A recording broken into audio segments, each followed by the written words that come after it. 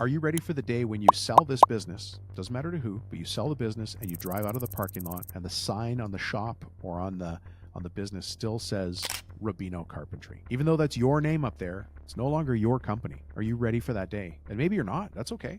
There's a good chance you're leaving millions of dollars on the table and risking your family's future by not facing this head on. So avoidance, again, is the fatal flaw that we see too many times.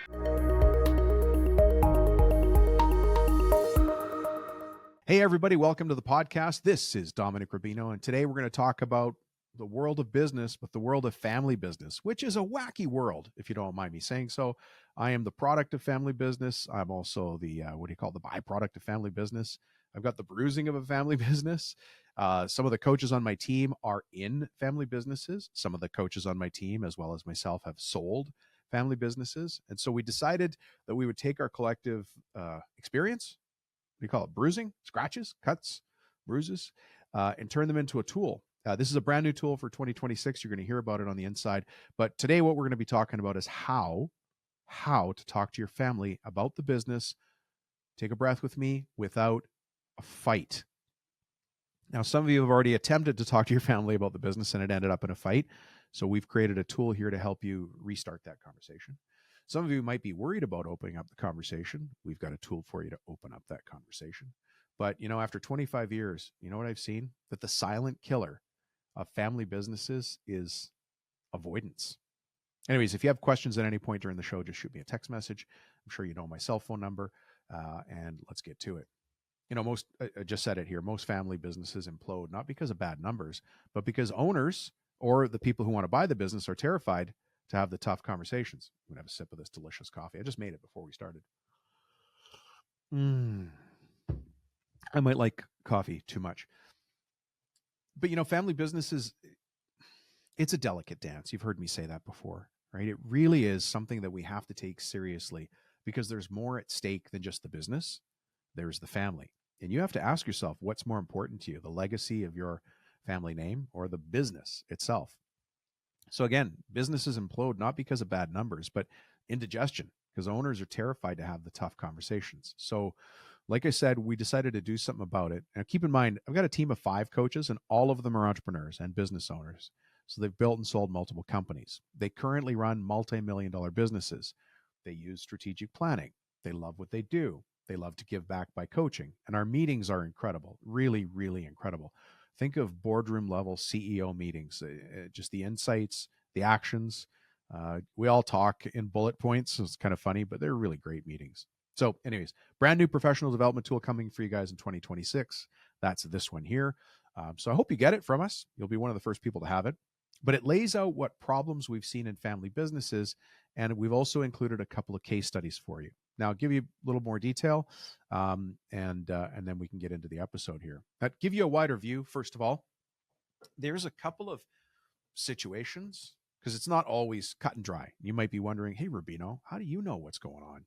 I've never met you. We've never had a chance to have a cup of coffee or a glass of wine. So how do you know my situation? Well, I don't. But I'm going to generalize it, if you don't mind, into things that we've seen. For instance, when we say kid taking over the business from the parents, the kid, we might be talking about a son or a daughter who's already 35, maybe 50 years old with a family of their own. So in this professional development tool, that's what we call these downloads. They're called professional development tools for a reason. We've laid out the scenario. If you're a parent passing this business to all of your kids, if you're a parent passing to one of the kids, if you're a parent passing the business on to an in-law, like a son-in-law, a daughter-in-law, a niece, a nephew, something like that, or maybe you're the owner passing the business to your foreman or your GM, right? And it doesn't matter whether you're going to do an ESOP, which is an employee share program, management buyout, or a payment plan. And look, I got to tell you, this thing's not big. It's not a lot of fluff in this report. We kept it pretty toned down. The whole tool's maybe 5 pages long, and the script itself fits inside 1 page. But the reason there's a few extra pages is because we want to give you just enough so that you're prepared, but not enough that it burdens you, right? I want to paint a picture for you in the background so you don't feel. The worst thing is being unprepared. There's enough uncertainty going on right now. We don't need uncertainty here. And then, of course, there's 2 case studies to give you a bit more of a picture. So that adds up to 5, maybe 6 pages. Not a huge report. So let me get back to my opening point here. Avoidance is going to be your biggest problem. If you're in a family business, or you're in a business and you want the ownership to go either way, the fatal flaw is just avoiding the conversation. It is the fatal flaw. It'll tank everything. And we just see it time and again. Or, avoiding it is waiting for the conversation to happen too late. And, I have to say, we had a juicy discussion on what we've seen work and what we've seen blow up and why. And so what we did is we took a bunch of notes and we turned it into this tool. Now, it might sound, I don't know, basic. Would you call it basic? And you might even guess this, but rushing the discussion or your timing, that seemed to be, for all of us around the table, when you rush the conversation or you drop you open it at the wrong time, it was the pirate flag that caused the most problems. So when we built the tool, there are 2 specific sections in there on how to, number 1, set the scene, and number 2, how and when to open the discussion. Believe it or not, we're not even talking about having the discussion, setting the scene to make sure that everybody's ready, and then once you're there, how to open the discussion. Because if you don't get those 2 things right, it doesn't matter what comes next, right? Then it goes through when you're having the discussion. It's a little different if you're the parent or if you're the owner or if you're the son or the daughter. And so we have some short scripts in there for you as well, which is kind of nice. Like, we laid out just enough for you to see it, and then you customize it to yourself. Don't read the script, but get the sense of it and use your own words to say what you got to say, right? Now, and look, I know I can't imagine every scenario. If you've got a different scenario, text me. Let's get on the call. Let's talk through it. Happy to work through the script with you. Why not? Dry runs. We do dry runs for ourselves all the time. Like, how do we have this conversation? How do we introduce this coaching tool? We've got a problem in this business that we're trying to overcome. The owner doesn't see it. How do we help them overcome that blind spot? We run through dry runs all the time. So why wouldn't you and I do the same? But I think we did a good job here of, getting the high points, hitting the high points, but keeping it easy enough for you to see how to, navigate it the best way you can. Hey, are you wondering right now if you're building a legacy or planting your own landmines? Passing down a business can be a legacy or a landmine, right? And the difference is a plan and how calm you make the conversation and the time you give yourself to make it happen. So my team and I built this tool to help you lead that talk like a pro. Don't wait for a hospital bed decision. Text me and just say "family without a fight" and I'll send you the download. My cell phone number is 315-903-7853. So let's jump into it. How do you talk to your family about the business without a fight?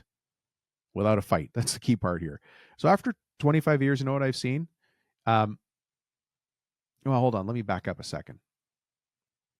I have to back up and go back to where we always go, which is going to surprise you, but it has to do with your values. At the end of the day, what's most important to you? Is it the business? Is it the money? Or is it your family? And I can't answer that question for you, right? So let me slow down for a second. Before we even launch into this episode, what is more important to you? The business, the money, or your family? Which one of those 3 could you never imagine living without? And I don't know the answer for you. Believe me, I have seen the most interesting combination of answers on that question, that coaching question.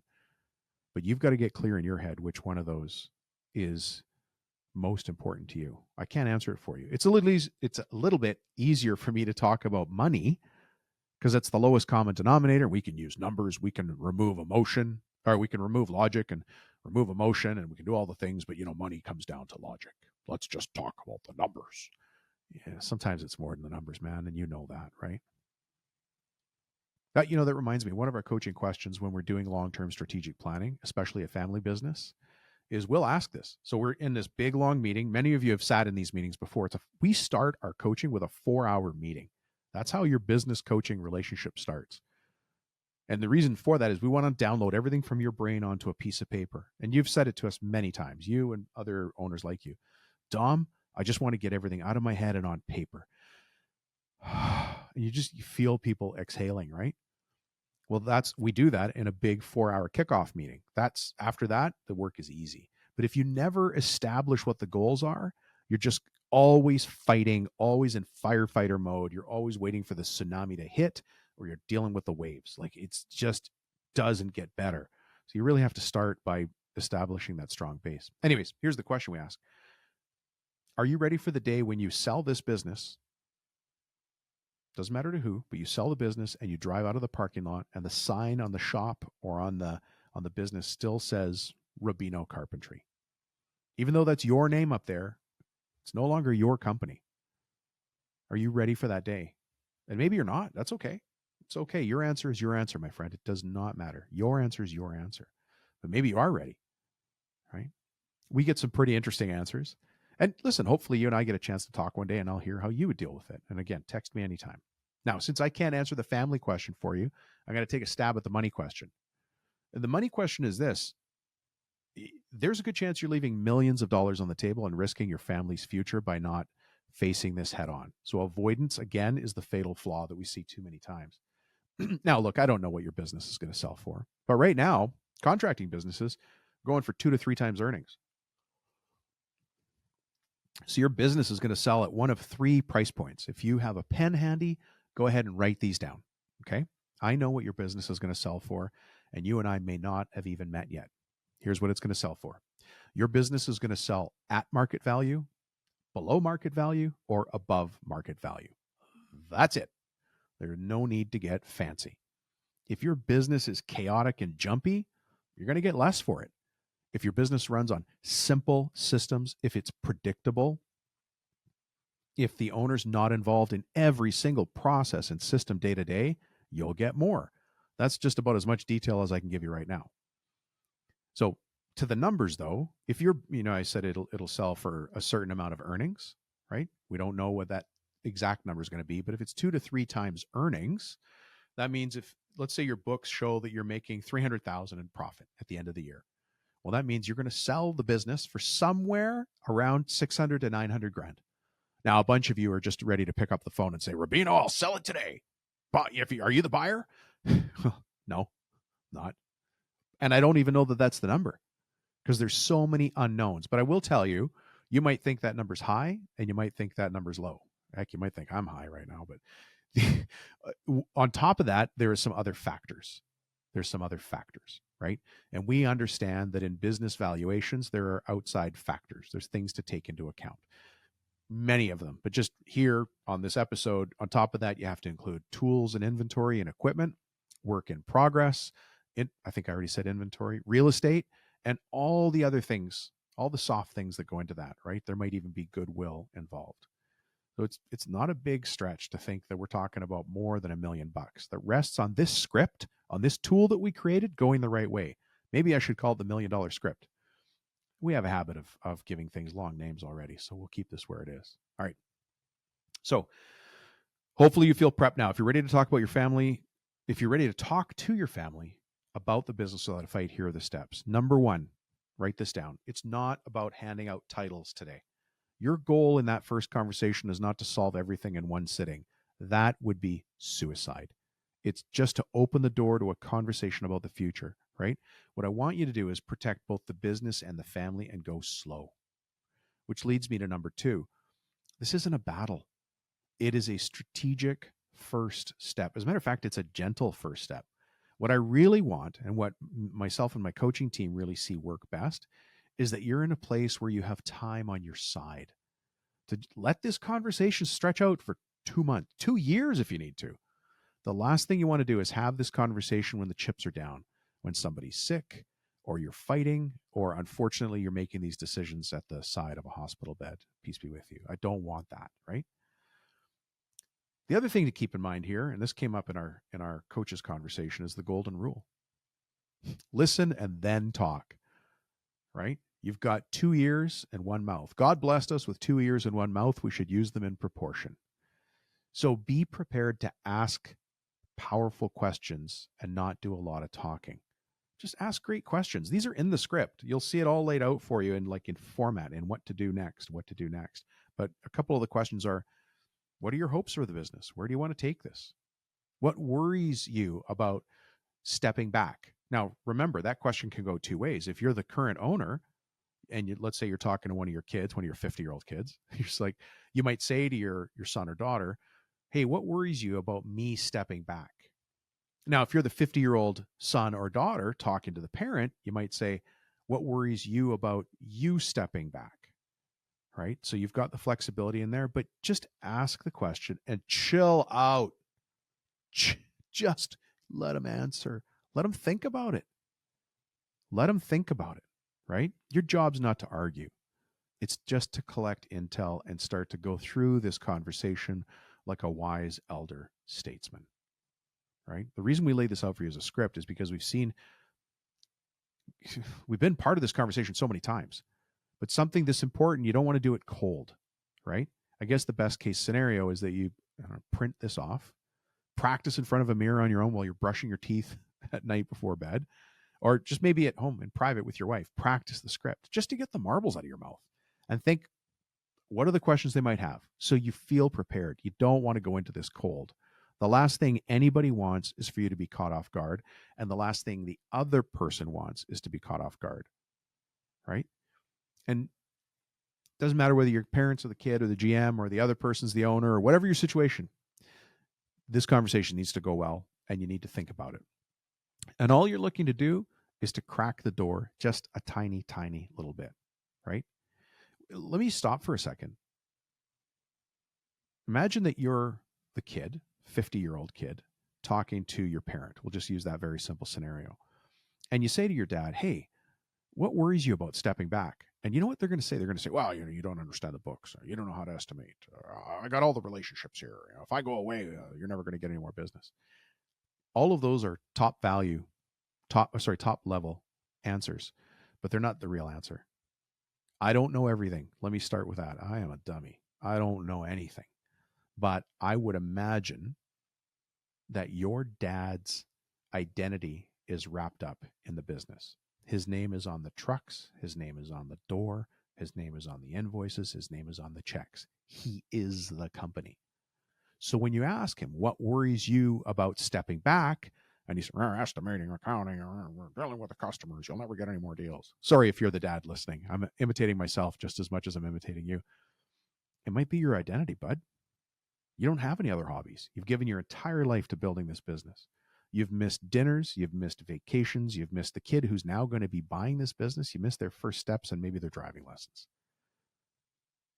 Your identity is wrapped up in this business, and I get it. And there's no higher level of respect for you because you also created jobs and opportunity. You probably put your kid through college and paid for their car. You probably paid for their vacations while you didn't take any.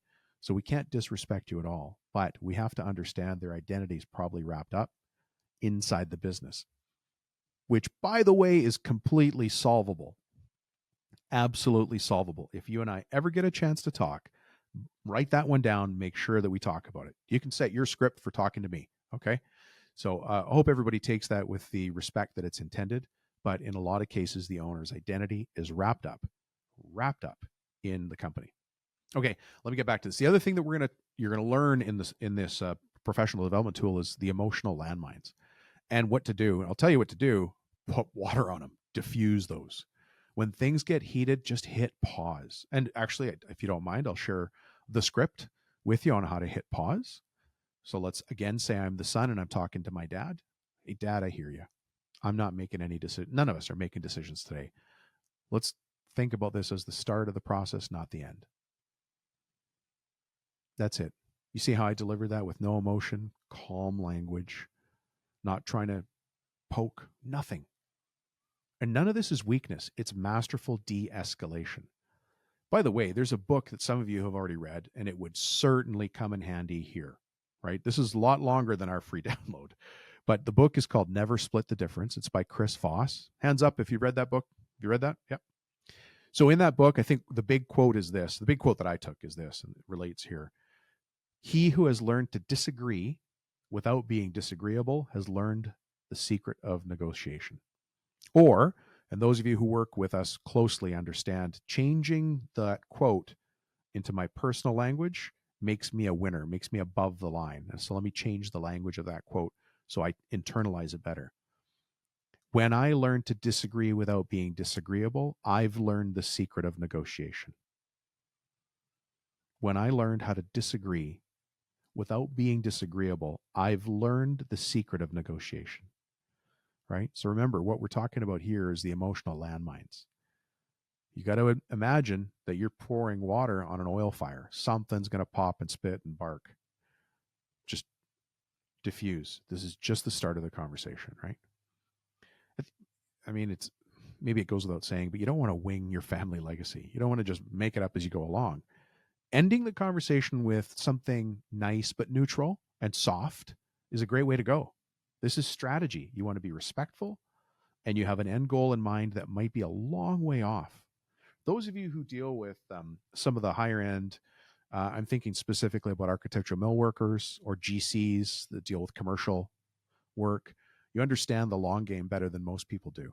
And you know that it's a light conversation today leads to change orders in the future, right? So everything leads up to everything else, and it's not just transactional, right? So this is, you don't want to wing it. Just end the conversation with, hey, look, thanks for being open, Dad. Thanks for talking about this, Dad. Whatever your family language is, right? Maybe you guys just punch each other in the shoulder, or he gives you a little, what do you call it when you rub your knuckles on your son's head? I call that a noogie.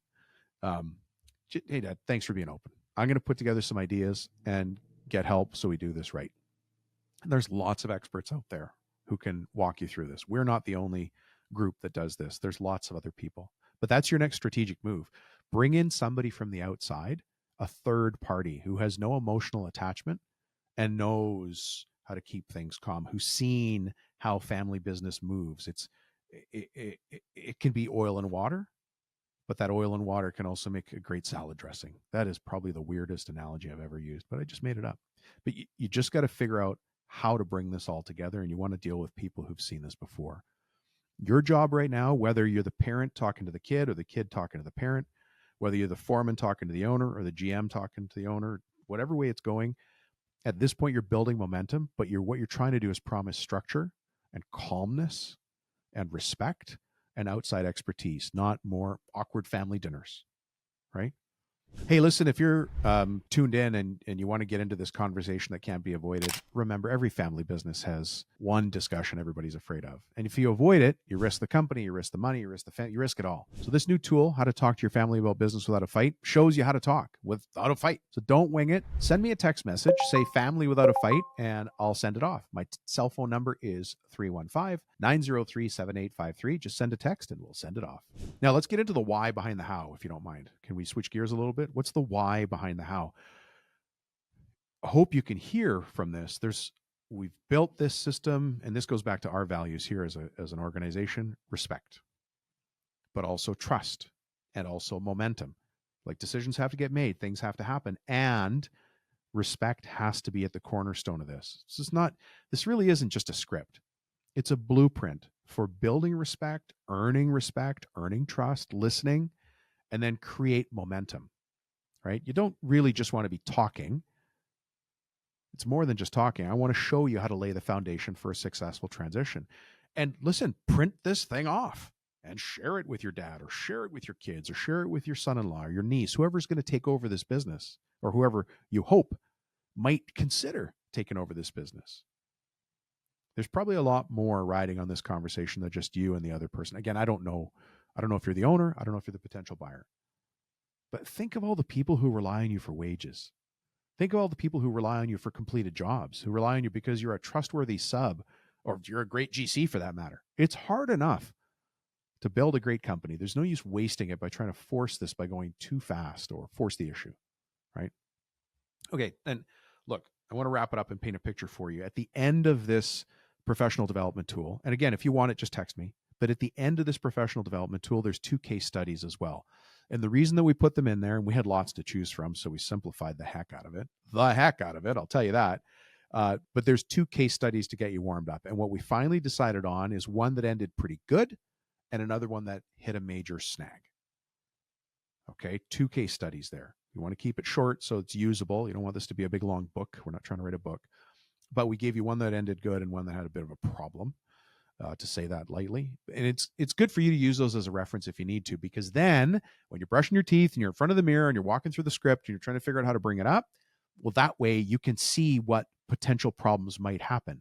And it's not a one-way conversation. You're opening the conversation. We can't script what your kid's going to say, and we can't script what you're going to say. And if you're the foreman trying to buy the company from the owner, I don't know what they're going to say, right? But when you see what others have been in the situation of, that way you can imagine where the conversation is going to go. Look, actually, until you see the report, let me do this. I'll call one case study the winner and one the warning. How's that? Heck, once you have the download, print off as many copies as you like so that whoever you're talking to, delivered at the right time, can see the winner and the warning case studies too.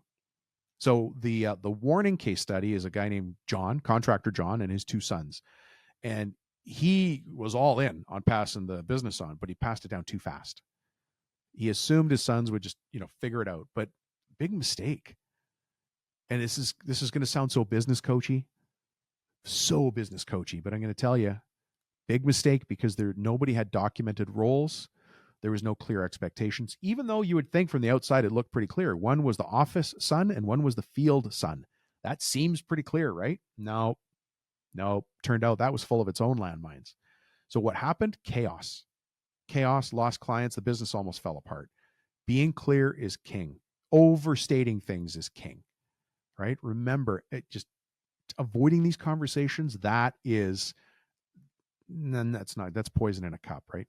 The winner case study, blueprint for success.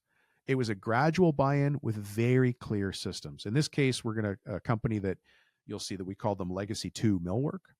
They used a phased buy-in with clear roles, strategic planning, a path for gradually buying shares and taking on more and more decisions over time. The secret is everything I've just talked about here. The secret is pace, clear expectations. That's how you protect the legacy and keep your family united. Remember, I started this by asking, what's more important to you, the business, the money, or the family? And look, you don't have to do any of this alone. This stuff is hard, but it's not impossible. The real secret is get a guide, get somebody who's seen it before, walk you through what works. We're happy to be part of that conversation, even if we're not the end part of that conversation. Heck, just send me a text, get the document, and at least start doing it on your own. Grab a cup of coffee, print this off, grab a cup of coffee, go to a nice coffee shop, pen and paper, write some notes on it. Consider the script, consider the case studies, consider the steps. Not all of them are going to work for you. You might look at it and go, Rubino, a lot of this is wrong. A lot of this isn't going to work. And then Rubino's going to be sitting there on your shoulder saying, you know what? I bet a lot of it does work. Let's say 50% of it's good and 50% is garbage. Garbage. Okay, we'll throw that out. But you got 50% that's going to work. 50% of this is going to work. That's our worst case scenario. Worst case. And if that's the case, I'm so happy for you. And if you've got a totally unique situation, I want to hear about it because we love this stuff. But again, respect and patience and having time on your side is what's going to help here. Listen, I really appreciate you joining me today. My coffee's still pretty hot, so that means this episode wasn't very long. If you want the report, just send me a text and just say, what do we want to say? Family business without a fight. That'll tell me. That way I'll know which professional development tool you want. Until you and I have a chance to have a cup of coffee or a glass of wine, let's wrap it up here. By the way, I am 2 years away from doing a very, very cool cross-country trek. It's actually not even this. No, that's the wrong way to say it. I'm doing a car race from Budapest, Hungary to Bamako, Central Africa. Myself and a buddy are going to go over to Budapest, Hungary, buy a vehicle, outfit it, fit it out for cross-country rally, and we're going to drive it to Central Africa. And I think the real adventure from our research is getting rid of the car in Africa. But stay tuned for more of that. If you're going to be doing that race, let me know. Send me a note. That'd be super cool because it'd be nice if you were on the same one as me. That race only runs every 2 years. It's called the Budapest Bamako, and I think it's been on a couple of TV shows, which I found out afterwards. So that's kind of neat. Anyways, thanks for checking in, folks. I hope you got lots of information and value from today. Look forward to meeting up whenever you get a chance. And if we don't get to meet up, then we'll just keep doing this podcast and YouTube thing. Hey, by the way, if you got value from this, do me a favor. Do everybody a favor. Leave a review on iTunes or on YouTube so that the world knows that this is worth listening to. That's all I need. If I can help more people because you've left a review, a thumbs up, a comment, even if you hate it, that's fine. Just say so, and then I'll know what to improve. Have a great day, folks. We'll talk to you soon.